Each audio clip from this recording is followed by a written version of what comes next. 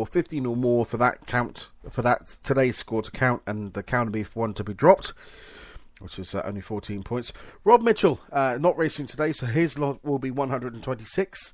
Whether that stays the same again, it all depends on Green, Marshall, and all the ones behind him. Neil Hooper also not there today, but he has had some quite big scores from St Day and Taunton, 33 points at both, and a nice big score up at Hensford as well. So Hope's looking quite like he's good, so he will be, I would say, at least second row inside. Rob Speak has, at the moment, 137 points. Again, he has 6 points. He could lose a point there, so the worst he could get probably tonight is 136. Now, if that is the case, he remains in he now moves up to the front row. So he's outside front row in Dave Polly's semi-final. Now, that could be interesting. Andrew Palmer, I'm not too sure if he's actually there. If someone could tell me whether Andrew Palmer is there, that would be great, because then we can, because he was one that was booked in but didn't sign him. Like I say, I have seen a picture on Twitter of his car with no engine, and I'm hoping that is not the case, because if it is, I've got to just take 5 points off it, and he moves to 139, which means he could end up on the front row in a different semi-final. Dave Polly has scored heavily tonight, and he's already on 12 points so far. He needs 16 points to better his score from Bristol. Getting someone tweet me from there. No, 606 is there, so that is correct. So I will remove him from my list. Thank you, Steve. He's listening. He's not there as well. So we have a look at this. No roof. It had an engine. Right. It had an engine, but it had no roof. Well, surely you can race wingless, like the Sissy Stocks. There we go. Right, and obviously with the pole sitters at the moment, it's looking like this is a done deal now. It's only really Speaky that can do that, and I think 20 points. No, he can't get onto a pole position on a semi-final. He is now 136. 136 best swing. So if he scored 26 today, he would lose 8 points from that one there, so bring it down to 129. Add 20 onto the score that he's got presently. That would bring him up to 147. So yes, the two, I can safely say now, and this is an exclusive for you, that the two pole sitters in this year's World Final will be Dave Polly and George McMillan. That is the exclusive. They cannot be caught, and that is it. So the two semi-finals, the two pole position sitters will be George McMillan and Dave Polly. The only people that could catch him can now not catch him mathematically. So there we have it. So unless Dave Polly does his usual trick and gets himself banned, which, knowing Dave, he's only a second away from it. He's on a 2-month suspended, I think, as well, isn't he, at the moment? So we shall see what happens with that. So he's going to be on best behaviour. Hopefully he will be. Otherwise he will invoke an additional couple of months ban. So there we have it. We have, at the moment, we're waiting for the final. That should be coming through in a moment. Whilst we're waiting for the final, we're going to take you through to what's coming up. So there is that. So what else do we have a look at? So obviously we've talked about Skegness. We talked about the qualifying rounds. We talked about Northampton. And, of course, we played you the UK Open. But now, let's show you what's coming up in the next couple of days in this one. And, again, myself and the aforementioned Steve Linfield, who's at home, not at the track, is with us to discuss the fixtures coming up. And we'll get on with that now.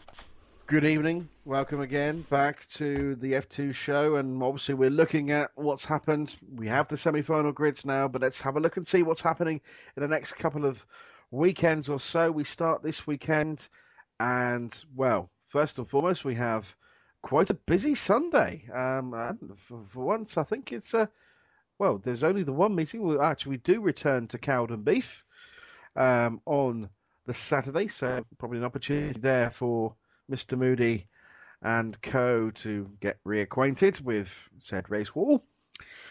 Milton Hall is on Saturday as well, because we've got a big show weekend at Milton Hall. There's an awful lot of cars at Milton Hall, including yet a load more Dutch coming over, this time the Shale Dutch.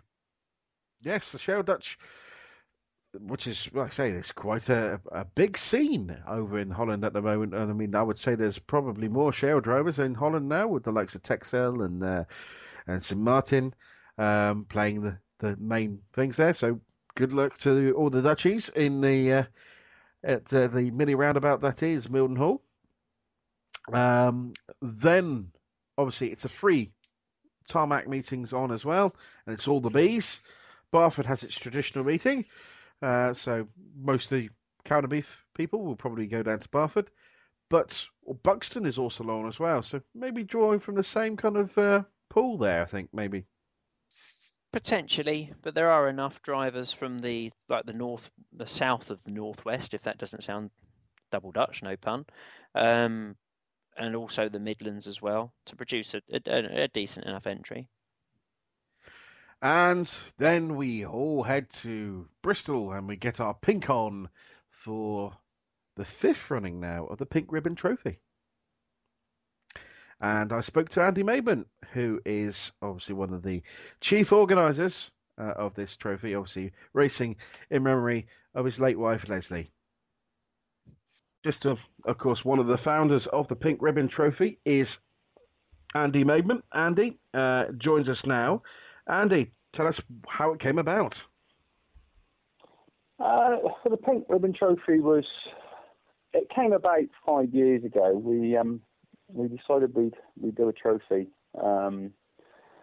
We have Filo's Crash Mania up at Mendips. There was nothing for the F2 boys to race up there on the charity day for cancer. So we decided as a family we'd put the trophy up, and we had the pink ribbons made. Unfortunately, Leslie, my wife at the time, was battling cancer. Unfortunately, she then lost her battle with cancer and passed away. So it's gone from being the Pink Ribbon Trophy for F2s to the Pink Ribbon Trophy in memory of Leslie Maidment, who was a long-time lap scorer at Mendips, and she loved her F2s and one thing and another. So it was the way we went with the trophy. So it's the fifth year we've run it now. It's had 3 different winners of it, maybe 4. Well, yes, because obviously Chris Bradbury has won it the last couple of years, and then obviously your son Nathan took a very emotional win. I remember. Yeah, Chris Rowe won it the first year, which was great, and then Chris Bradbury had it, and then Nathan won it, and then Chris Bradbury won it. Yeah, the day that Nathan won it, there wasn't really a dry eye in the house. It was an unbelievable afternoon to stand on that bank and watch Nathan win that race. I don't think anybody was going to beat him that day. He was certainly fired up to win it, and he was on it, and he was gone.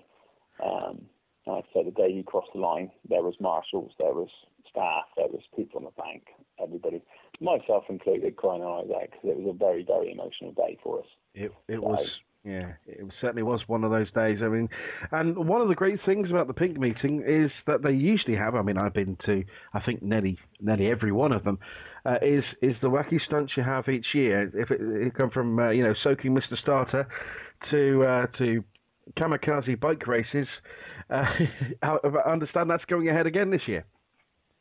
The kamikaze bike race is going ahead again this year. It'll be 2 laps of Mendip Race. So anybody that is coming along to watch or take part in the meeting, please bring your bike along. The wackier the better. The more bizarre the better. The stranger the better. We've had some weird contraptions that have gone around that track, but bring your bikes along and come and join the race. There will be the ever-present water ladies on the corner, so I'm afraid you will be getting wet. And if you're not getting wet by the end of the race, you'll be found with a bucket to get wet. So it's all good fun. Something else we are doing this year, which is a new one that Mike Cox has got going. We've all heard of welly wanging. Yep. Well, we're doing tyre wanging this year. We're having a tyre wanging competition on the infield. Winner of the tyre wanging gets to win a Yokohama tyre. So you can come along, have a go. Throw your tyre as far as you can get it, and if you happen to win it, you may win a tyre. If the tyre's no good for you, I'm sure there's plenty of special drivers and F2 drivers that would be more than happy to take that as some sort of sponsorship or a donation towards their racing. Indeed. So, I mean, I'll have a go. I might well have a go if it's out, but as long as it's out, Dave Polly's nowhere near, because he usually calls me a useless tosser anyway. Well, to be fair, Johnny, there many have called you a useless tosser, many have called you a lot worse. But yeah, come on down, have a go. It's a pound to throw. It's all going in the charity bucket. It's all for a good cause. The whole day is for cancer research. So, I don't think there's many people that can sort of sit there and say it doesn't affect me, because in some way, shape or form at some time in probably most people's lives, unfortunately, it will affect them in some way. I only know too well, obviously, with the calendar that I do, each year, it really does show the generosity of people when you mention the C word. Unfortunately, that people do, put their hands in their pockets and suddenly donate towards, a very worthwhile cause to a very terrible disease. Who have we got coming down? Any big names? Well, probably... Yeah, maybe the biggest name currently in F2 stock car racing, a certain world champion, Mr. George McMillan Jr., will be participating in the meeting the weekend. He's coming down for his second visit to Mendip Raceway this year since becoming world champion, but he's very kindly offered to come all the way down from Scotland to take part in this meeting. Dave Polly is also bringing down another couple of cars for hire, and there'll be two extra drivers out there that are hiring those cars and taking part. One will be Nathan. Nathan Maidment's coming out with that, yeah. Nathan Maidment's coming out with Dave's car, and the other hire car is Graham Harding. Oh, a blast from the past. A blast from the past. Harding Race Engineering. Yes. Will be there, and on the back of that, Harding Race Engineering have also very kindly put up a tyre for the best in grades. So there's a tyre up for white, yellow and blue. There will also be a shock absorber as well to go with that. There'll be Shock Tech providing shock absorbers for Western grades as well. So there'll be two awards for Western grades: best white top, best yellow, best blue.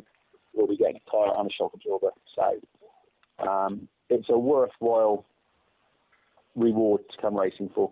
Oh, certainly would be. It sounds like if you're the top in the sport, you're going to be well rewarded, and you end up, like say, with near enough one corner for your car. Effectively, yes. You'll have a brand new corner for your car. Hopefully, you won't need to use it on a day, but that is there to be done. Plus, obviously, the usual Grade Award trophy will be there, which I have to say, the Grade Award trophies do look fantastic again this year. Nathan has bought the trophies for those this year. We bought them, and they do look some fantastic trophies again this year. So it's well worth winning, well worth coming along and taking part and just being part of the day. Just come along and race, come along and have some fun, come along and enjoy it. Just whatever you do, please, please, please wear pink. That's for every piece of pink clothing that is seen, a pound goes in the bucket. From the promoters, they very kindly, for every pink that comes, person that wearing pink that day, they put a pound in the bucket for a very, very worthwhile charity. So it's well worth doing. And the F2 drivers that are listening that are intending to come down, if I know at the moment we're painting bumpers all colours, if you've got a chance, if you can do it, paint your bumpers pink. Yes, that certainly is a good message. Obviously, at the moment, it is a bit like a multicoloured swap shop with all the various tributes that we've got going on with all the different colours of bumper. But like I say, certainly with the pink bumpers, that certainly is a tradition. Some may have a bumper left over, which from last year may still be pink, but we'll see what happens with that. But how much did you raise last year, by the way? To be fair, I think it was £5,000. I think that's roughly what it equated to on the meeting day. I believe that's right. That may be a little bit high, but it's around about that figure. But it's for every pound that goes in that pot, for every donation that anybody can make, hopefully it will make a difference to somebody's life and stop everybody. Maybe just stop a family having a go through just 7.5